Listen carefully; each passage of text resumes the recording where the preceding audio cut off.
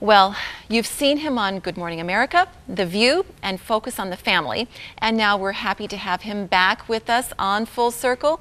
He is internationally recognized family expert, Dr. Kevin Leman. Dr. Leman, are you enjoying yourself on the couch? I am. In fact, I am internationally recognized. When I went through customs, he looked at my passport and said, yeah, that's you. See, there you go. Yeah. And I know that Maggie is particularly thankful that you're with us on the couch. Yeah. Because Maggie... And I have to say, Ethan is a great kid. There she is. Mama Bear is defending her cub.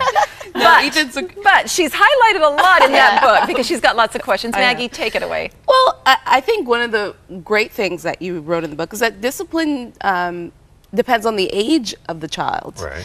And so, you know, when we're looking at Ethan growing up, and he's going through the stage where, you know, he's very strong-willed and he has his little breakdowns every once in a while. What do you do in that situation? As a 2.5-year-old, obviously it's going to be different than what you do for a 14-year-old. Right. Now, he is the firstborn. He is. And the only born? Only. Okay. First of all, what you have to understand is this, and every parent will agree with this statement. You practice on the firstborn. To make all your mistakes. Well, yeah, Ethan is the guinea pig. He might be the only child, though, so. That's right. Depending on how this goes. Yeah, exactly. But, you know, if you have a strong-willed child, okay, my friend Dobson called them strong-willed children. I call them powerful little buzzards. But either way, you've got the same kid. But I always point out to parents, if you've got a powerful kid, that means you have a powerful parent somewhere. The kid doesn't learn power out of thin air. In other words, he gets that from either mom or dad. Well, he's a little stubborn, and I am stubborn, so I will admit that. Yeah. But you're going to have more effect on your son than your husband will. And a lot of people don't understand that. So when he is acting in a not so positive way, you look at me and say, Mommy is very unhappy. Turn your back and walk away. I'm telling you, even at 2.5, they don't like that. They'll come right to you. Mommy, why are you sad? They don't like that, okay? If he has a meltdown, you step over the child. There's a great temptation to step on the child. and as you walk away, most kids will say, Mommy, Daddy, wait for me, especially in a public place. If you're in your home and he just sits there and has a meltdown, fine, he can have a meltdown, but it might be more appropriate at 2.5 to pick him up, put him in his room, close the door. For the little ankle biters who are like 16 months, 15 months, they have this new invention, mommies. It's called a playpen. And you can pick up a child, put them in a playpen. It's a safe place. It's a little timeout, you know. They hate playpens. Oh, yeah. They hate anything that's confining because they're exploring the world around them. But the point is, don't overdo it, okay? And with the firstborn, I'm telling you, just like we did, we practiced on our firstborn. She's a principal today of a school. Wow.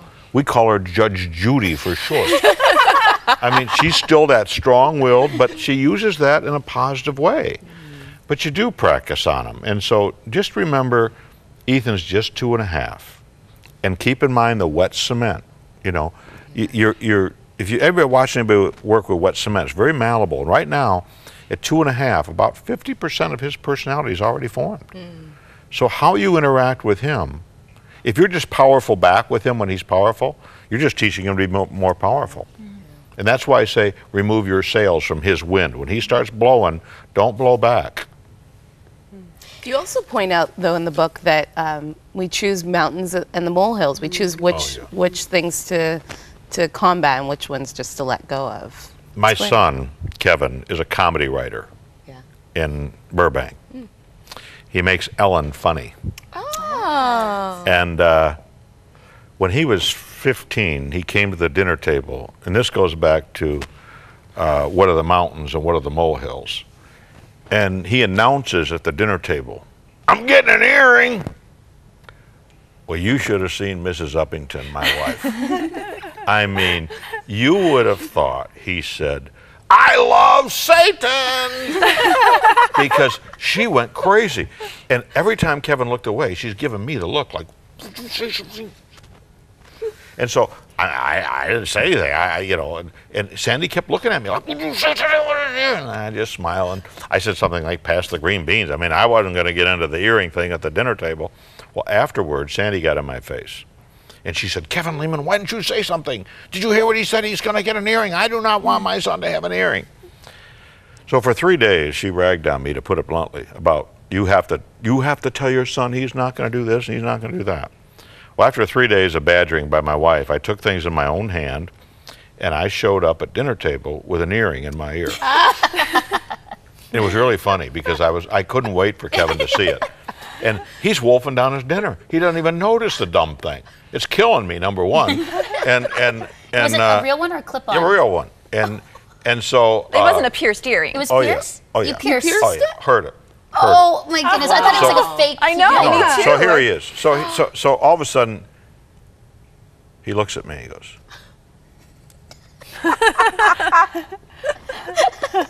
"You look absolutely ridiculous." I said, "Really?" I said, "Your mom likes it." You know what? He's 30. We've never seen an earring yet. Wow. So, you know, I would pay more attention, parents, to your kid's heart. I wouldn't get all caught up in some of the trappings. Now, if all of a sudden your kid decides he's going to wear everything black, and all of a sudden his grades go from an A student to an F student, welcome to the world of a green leafy substance. I mean, I'm telling you, there's things going on in his life that you need to get in there and find out about. But a lot of these things are just situational that come and go. Don't major in the minors. Look at your kid's heart. Well, one of the things I love about your book is more than half of it is Ask Dr. Leman, like specific instances that parents run into. And I have to say about this book, you were here a year ago. I went back to my desk, put my book on my desk, and went out for coffee, and I have never seen the book since. It's been a year. People have been borrowing it one after another. And since I'm not a parent, I don't feel like I could really complain. But now I've got a new copy, and I don't plan on putting it anywhere where anyone can find it, Well, just in case I need it. The good news is that as we speak, the book Have a New Husband by Friday is being released. So That'll be popular. That's gonna be spicy. Yeah, That's a exactly. spicy one. the women are lined up for that one. Yeah, but that book hit the New York Times bestseller list. And as you know anything about book sales, to do that, the book really has to do well. That book, number 36 book of Kevin Leman, is going to outsell all 35 previous books. Wow. Even Birth Order? Oh yeah, aggregate number. And those books have sold over 1 million copies apiece. Birth Order, Making Children Mind, Sheet Music, which is probably the best book I ever did. It's a sex book for couples. Oh, now you're interested. Yeah. Or like, what? No, I'm single. I have no reason to be interested in that. No, you need to read that book. But single people can only read the first 4 chapters. Oh, okay, the rest is If you go to for later. chapter 5, It's like, Don't no. read it. No. Don't go there. Okay, Anne I'll take can your read advice. it. Anne can read the whole book. Okay, And moving Melinda on. and Maggie. Moving on. So I was looking through You your look topics. good in red. You are such a brat. I am such a brat. You know what? 2 brats. That's why 2 babies don't get married.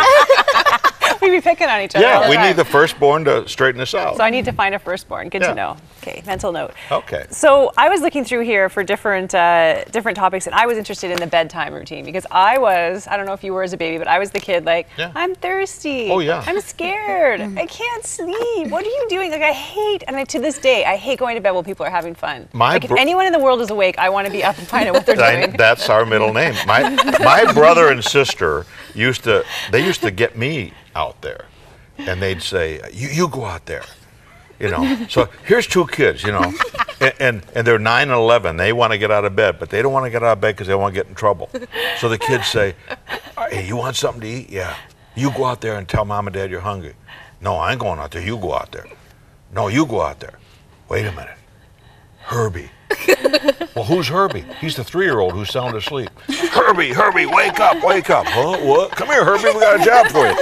And they send poor little Herbie out there, and poor little Herbie goes out there, half asleep, going, and parents say, Herbie, what are you doing out of bed? I want a treat. Herbie, okay, 1 quick snack, and it's right in the bed, young man. And before mom gets the words out, 2 shadows appear down the hallway. And that's why I say we've seen the enemy, and they are small, and they're unionized. And they're unionized. I mean, they know what to do. So there's some humor in this stuff. But yeah, I can connect with a baby. I never want to miss a trick. So what do you do? Parents watching right now, they're saying, you have described my household to a T. What do they do? Well, number one, you have to understand that kids are unionized. And when kids fight, fighting is an act of cooperation. Think about it.